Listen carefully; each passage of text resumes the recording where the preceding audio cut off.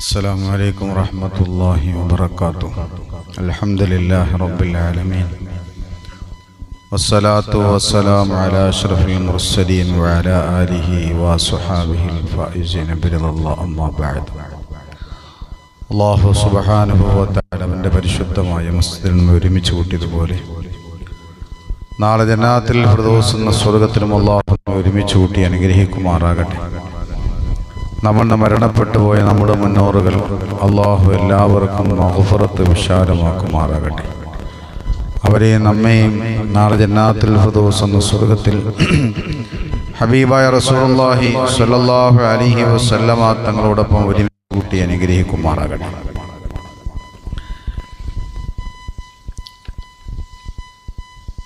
പ്രിയമുള്ള സഹോദരന്മാരെ, ഹജ്ജിൻ്റെ അപേക്ഷ സ്വീകരിക്കുന്നൊരു സമയമാണ്.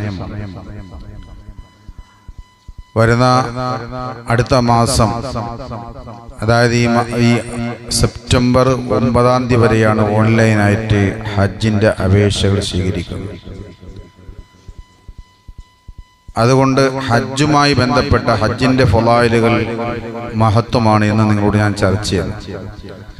കാരണം നമുക്ക് അതിനെക്കുറിച്ചൊരു ആഗ്രഹം വരുമ്പോഴാണല്ലോ അപേക്ഷിക്കാനും പോകാനും ഒക്കെ നമ്മുടെ മനസ്സിൽ തോന്നുന്നത്.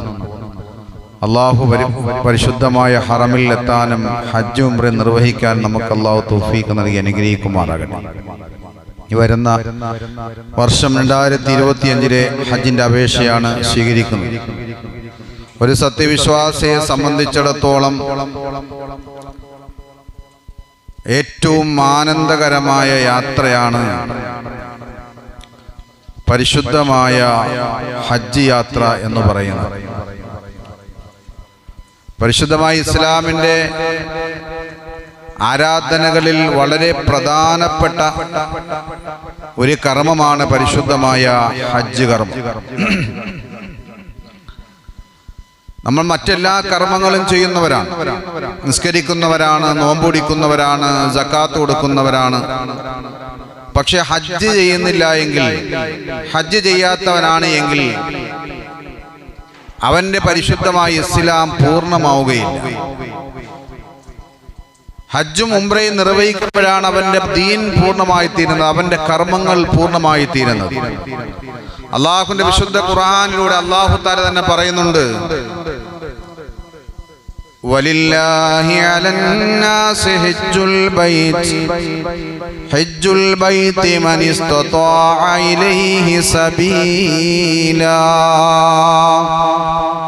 കഴിവുള്ളവർ, യാത്രാ സൗകര്യമുള്ള ആളുകൾ, സാമ്പത്തിക കഴിവുള്ള ആളുകൾ. അപ്പൊ യാത്രയ്ക്കുള്ള ആരോഗ്യവും വേണം, സമ്പത്തും വേണം. സമ്പത്ത് മാത്രം പോരാ, യാത്ര ചെയ്യാനുള്ള ആരോഗ്യവും വേണം. ആരോഗ്യം മാത്രം പോരാ, സമ്പത്തും വേണം. അപ്പൊ ഈ രണ്ടും ഉള്ള ആളുകൾ, ഹജ്ജ് ചെയ്യാനും കഴിവുള്ള ആളുകൾ, അവർ തീർച്ചയായിട്ടും പരിശുദ്ധമായ ഹറമിലേക്ക് അവരെത്തണം, പരിശുദ്ധമായ മക്കയിലെത്തണം, അവർ ഹജ്ജ് ചെയ്യണം. അവന്റെ മേൽ നിർബന്ധമാണ് എന്നാണ് അള്ളാഹുവിന്റെ വിശുദ്ധ ഖുർആൻ നമുക്ക് പഠിപ്പിച്ചു തരുന്നത്. കഴിവുണ്ടായിട്ടും ഹജ്ജ് ചെയ്യുന്നില്ല എങ്കിൽ, കഴിവുണ്ടായിട്ടും ഹജ്ജ് ചെയ്യുന്നില്ല, ഉംറ ചെയ്യുന്നില്ല എങ്കിൽ അള്ളാഹുവിന്റെ റസൂൽ ദുആ ചെയ്തവൻ മരിക്കുമ്പോൾ ജൂതനായി മരിക്കട്ടെ എന്നാണ്.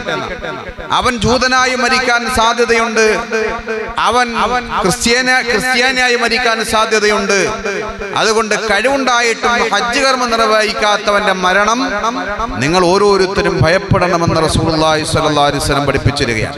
അപ്പോൾ കഴിവുണ്ടായിട്ടും ഹജ്ജ് ചെയ്യുന്നില്ല, ഉംറ ചെയ്യുന്നില്ല എങ്കിൽ അവൻ ക്രിസ്ത്യാനിയായി മരിക്കട്ടെ.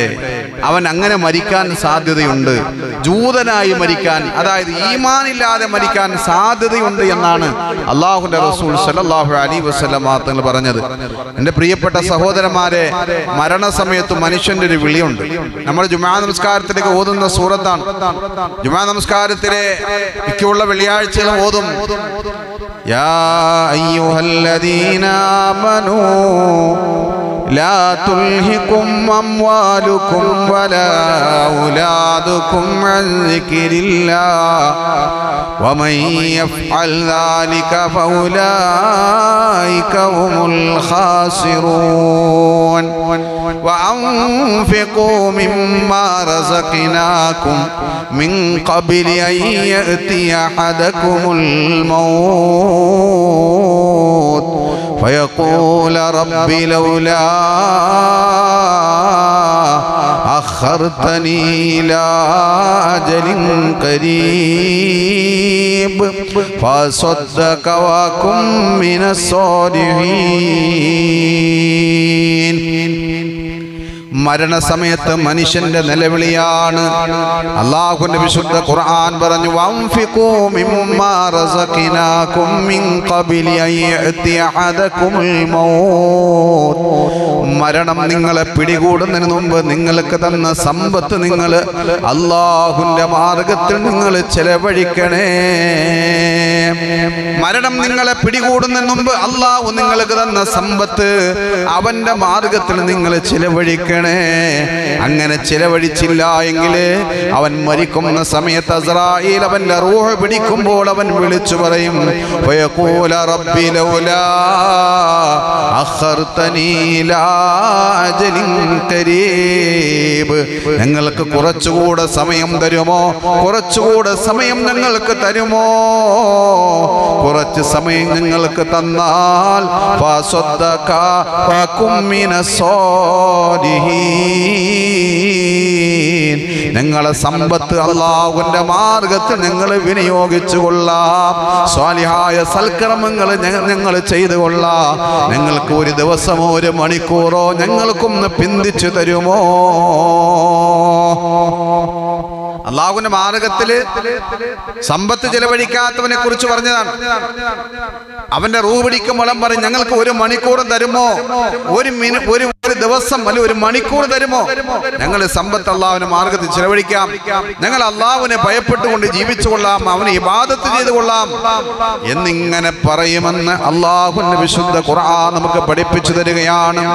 അപ്പോൾ ഇതിനെക്കുറിച്ച് മഹാൻ ഇബ്നു അബ്ബാസ് റളിയല്ലാഹു തആല പറയും, ഈ ആയത്തിനെ കുറിച്ച് മനുഷ്യന്റെ നിലവിളിയെ കുറിച്ച് മഹാൻ ഇബ്നു അബ്ബാസ് നിങ്ങൾ പറയുന്നു. അതായത് നബി തങ്ങളുടെ സഹോദരന്റെ പുത്രനാണ് ഇബ്നു അബ്ബാസ് റളിയല്ലാഹു തആല.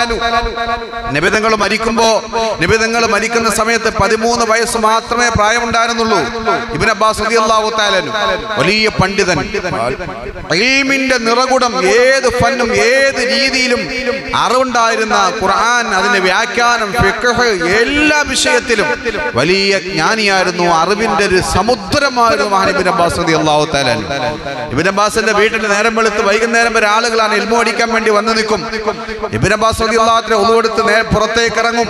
ആദ്യം ഖുർആൻ പഠിക്കാമെന്നവരെ പഠിപ്പിക്കും, പിന്നെ ഖുർആൻ വ്യാഖ്യാനം പഠിക്കാമെന്നവരെ പഠിപ്പിക്കും, പിന്നെ കർമ്മശാസ്ത്രം പഠിപ്പിക്കും, ഫിഖ് പഠിപ്പിക്കും, പിന്നെ അനന്തരാവകാശം പഠിപ്പിക്കും, പിന്നെ അറബി ഭാഷ. ഇങ്ങനെ ക്രമപ്രകാരം ഇങ്ങനെ ക്ലാസ് എടുക്കുമായിരുന്നു. വലിയ പണ്ഡിതനായിരുന്നു മഹാൻ ഇബ്നു അബ്ബാസ്. നബി തങ്ങൾ മരിക്കുമ്പോൾ 13 വയസ്സ് ഉണ്ടായിരുന്നു എങ്കിലും 1660 ഹദീസുകൾ നബി തങ്ങളെ ഹദീസുകൾ കാണാതെ പഠിച്ച വ്യക്തിയായിരുന്നു മഹാൻ ഇബ്നു അബ്ബാസ് റളിയല്ലാഹു അൻഹു. 71ാമത്തെ വയസ്സിലാണ് മരിക്കുന്നത്. ആ പണ്ഡിതനായ മഹാനായവர்கள் നബി തങ്ങളുടെ സഹോദരപുത്രനായ ഇബ്നു അബ്ബാസ് റളിയല്ലാഹു അൻഹു പറയാണ്, ഈ ആയത്ത് എന്തിനെ കുറിച്ചാണ് പറഞ്ഞതെന്നറിയോ? സമ്പത്തുണ്ടായിട്ടും ആർക്കാണ് സമ്പത്തുണ്ടായിട്ട് ആ സക്കാത്ത് കൊടുക്കാതെയും നിർബന്ധമായ ഹജ്ജ് കർമ്മം നിർവഹിക്കാതെയും മരിച്ചു പോകുന്ന ആളുകളുടെ നിലവിളിയാണ് എന്നാണ്. സമ്പത്തുണ്ടായിട്ടും ആ സമ്പത്ത് കൊണ്ട് സക്കാത്തും കൊടുത്തിട്ടില്ല, അവൻ ഹജ്ജും ചെയ്തിട്ടില്ല. ഹജ്ജും സക്കാത്തും ചെയ്യാത്തവൻ, ഹജ്ജ് പോകാത്തവൻ, സക്കാത്ത് കൊടുക്കാത്തവൻ, അവന്റെ നിലവിളിയാണ് അല്ലാഹുവിന്റെ മാർഗത്തിൽ, പടച്ചവനെ ഞങ്ങൾക്ക് ഒരു ദിവസം കൂടെ തരോ, ഒരു മണിക്കൂറും കൂടെ തരോ, ഞങ്ങൾ സദക്ക ചെയ്തിട്ട് വരട്ടെ, ഞങ്ങൾ ഹജ്ജ് ചെയ്തിട്ട് വരട്ടെ, സക്കാത്ത് കൊടുത്തിട്ട് വരട്ടെ എന്നവന്റെ നിലവിളിയെന്ന് മഹാൻ ഇബ്നു അബ്ബാസ് റളിയല്ലാഹു തആല. പേടിക്കേണ്ടിയിരിക്കും നമ്മൾ ഓരോരുത്തരും. എത്ര സമ്പന്നന്മാരാണ് ആ മരണസമയത്ത് ഹജ്ജും ഉംറയും സക്കാത്തും കൊടുക്കാത്തവരും നിലവിളിച്ചിട്ട് മരണപ്പെട്ടതെന്നറിയോ? എത്ര ആളുകൾ ആ നിലവിളി ഞങ്ങൾ കേൾക്കുന്നില്ല, അവന്റെ സങ്കടം ഞങ്ങൾ കേൾക്കുന്നില്ല, അവന്റെ ഒച്ചപ്പാട് അടുത്തിരുന്നാലും ഞങ്ങൾ കേൾക്കാൻ സാധിക്കുന്നില്ല. അത് കേൾവി അല്ലാഹു നമുക്ക് തന്നിട്ടില്ല. അല്ലാഹു നമ്മെ അതിനെ കാത്തുരക്ഷിക്കുമാറാകട്ടെ.